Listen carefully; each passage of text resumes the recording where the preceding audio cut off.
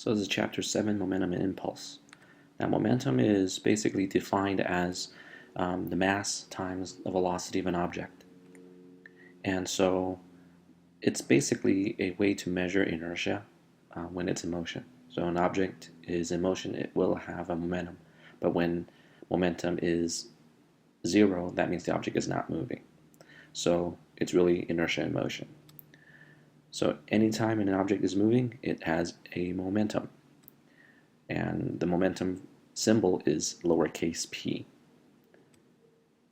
So the units is kilogram meter per second.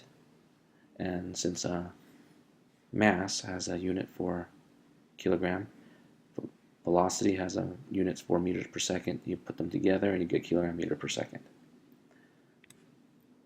P is momentum, m is mass, and v is velocity. Okay.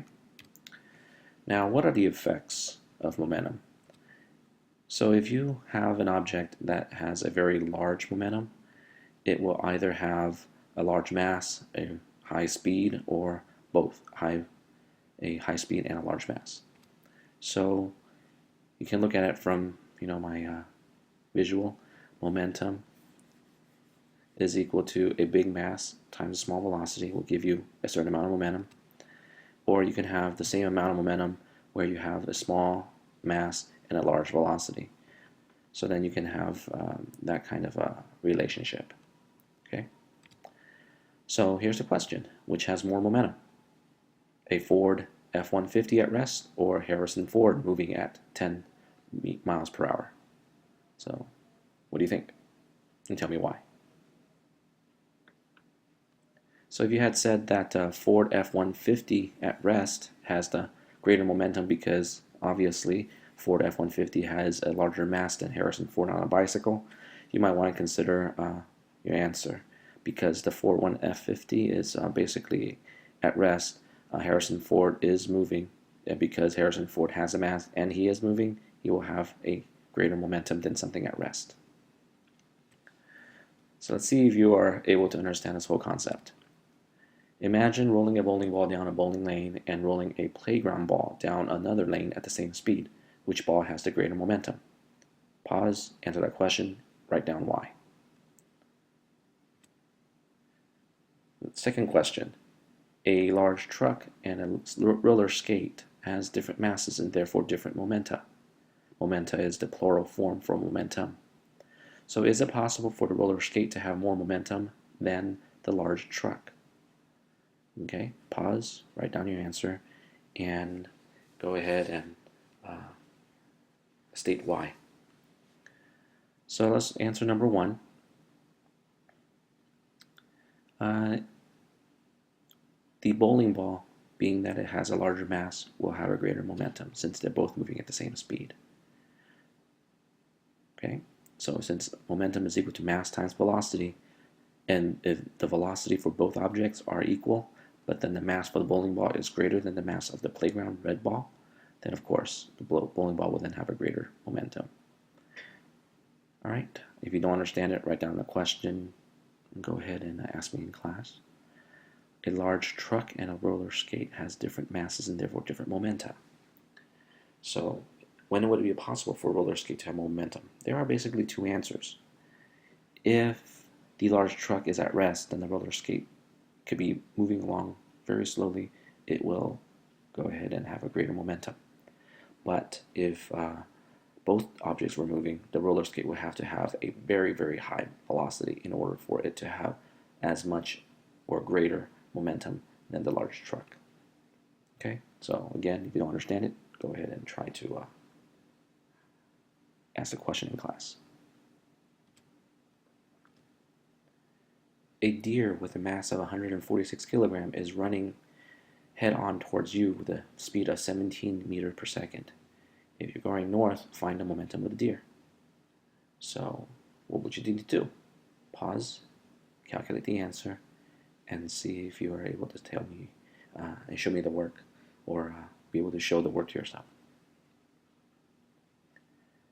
If a 2,250 kilogram pickup truck has a velocity of 25 meters per second to the east, what is the momentum of the truck? So again, it's another calculation problem. So go ahead and calculate for that. after hitting pause, calculate, and then resume the video. What velocity must a 1,210 kilogram car have in order to have the same momentum of the truck in question 4? Okay. Pause and try to do another calculation.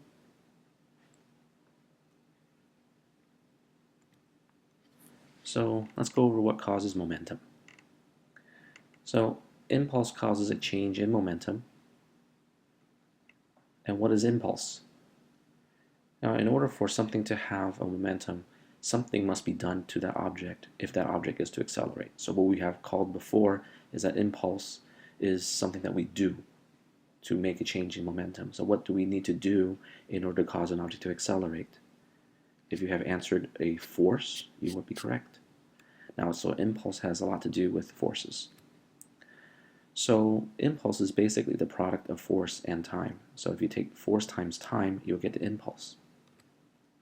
Impulse is equal to force times time, where F is equal to force and T is equal to time interval. So here we have an example of a baseball bat hitting a baseball. If you ever played baseball or softball or tennis or any sort of racket sport, or any sports that requires you to kick something or hit something like a football or soccer, then you know that your coach will always say, if you're going to kick the ball, hit the ball really far, you would have to follow through. And by following through, what you're doing is you're exerting a certain amount of force on the ball. But by following through, you're basically increasing the time the ball is in contact with the bat or with the tennis racket. In that way, the impulse is going to become bigger because the force that you exert is a certain amount, but the time that your force is in contact with that object is now increased, causing the product of force and time to be much greater if you were to follow through. So now here's the question: how did this baby break the bricks? Second question: why does it hurt so much when getting punched? So this has to do with force exerted and the time interval. So think about impulse and how does impulse play a role in producing these effects. Getting hit in the face and a karate expert breaking down bricks. Go ahead and pause and try to answer these questions. And of course state why. So the effects of impulse. Now here's a video showing the effects of impulse, and I could show this really quick.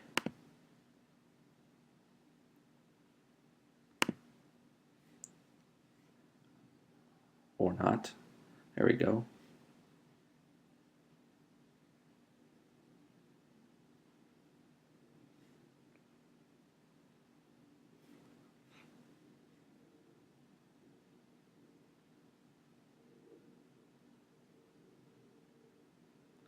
And of course it's taking a while for this to load.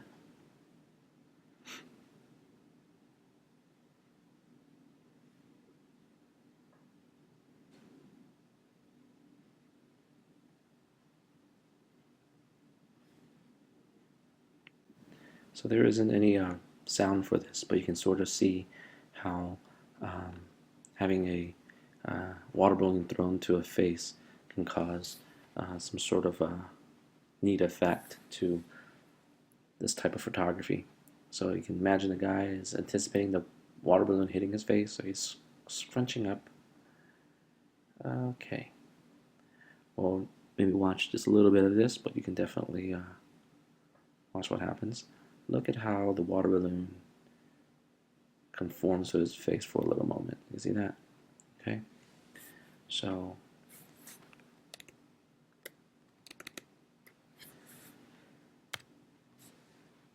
impulse is equal to force times time. So if you are going to increase the amount of force, you're going to increase the amount of momentum because they're directly proportional. Same thing with time. If you increase the time interval, the impulse will also become very large. So the effect of impulse and momentum is felt by the amount of force is exerted. So to increase momentum, we have to apply the greatest force possible for as long as possible. So forces that are involved in an impulse will usually vary from instant to instant. But what happens is, if you have an impact force, and impact is the force on the ball, and we usually measure that in newtons. And so when you multiply force times time, the impulse is basically the impact force multiplied by the time. So since force is measured by newtons and time is measured by seconds, we are going to say that impulse has the units of Newton seconds. Okay. So now, what happens if we want to decrease momentum? So the question is, why is hitting a soft object entirely different than hitting a hard object? So for example, if you're punching a pillow or a wall, the impulse that you exert onto the pillow or the wall is the same. But the same impulse does not mean the same amount of impact force or the same amount of time that your hand is in contact with the object. So as we remember from Newton's third law, an opposite force is going to be exerted back on your hand if you were to exert a force on an object. So if you punch a wall with 10 newtons of force, the wall will punch you back with 10 newtons of force. So the same thing goes on over here, except it becomes a little bit more complicated because impulse can be imparted on an object a little differently. So if you hit the pillow rather than the wall, you basically are extending the impact time, the time in which the momentum of your hand is brought to zero. By extending the impact time, what happens to your force? What happens is a longer impact time will reduce the impact force on your hand and therefore decreases the deceleration caused by the impact force. So essentially what is happening here is that the force is reduced when a time interval of an impact is increased. That is huge. So over here, if you're playing, I guess if you're sparring or boxing, if you're have you ever heard of the term kind of go with the punch, roll with the punch, roll with the hit, and stuff like that? Basically what that means is that you're moving in the same direction as the punch. So as your head is moving backwards in the same direction as the punch, what happens is the force that you're going to experience is smaller because you're increasing the time interval that fist is in contact with your face. So then the change in momentum is the same, but then what happens if you're going to move your face towards the fist, what happens is you're increasing the impact force because the amount of time that your face is in contact is reduced. Therefore, you're going to have a greater change in impact force and while keeping the impact momentum the same. This is kind of when impulse hurts. So let's take a look at this one. Oh, dude, you alright? That's pretty fast. I think that felt so good.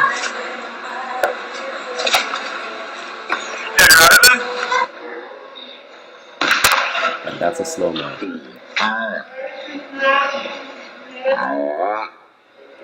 So what did you think? Pretty impressive, I thought, that face plant. So imagine if you were to start a video, how would it feel? Why would you feel the way that you would? And what would make that outcome feel a little better? And what could be done to decrease the amount of pain experienced? You know, don't say pain pills before jumping. Of course, you know, that won't work. And so this is the last slide I want to show, but you will be showing this video in class, and so we will be able to kind of visualize what's kind of happening using the laws of physics in a car crash. So the question is, when there's a car crash, how do the car manufacturers ensure that the passengers will be safer? Go ahead and explain physics concepts for the following safety devices: for airbags, safety belts, crumple zones, sturdy cabin cage. Okay, so we'll follow through with that. And don't forget that there is a web assignment associated with this particular assignment. I'll load it up and I will see you in class.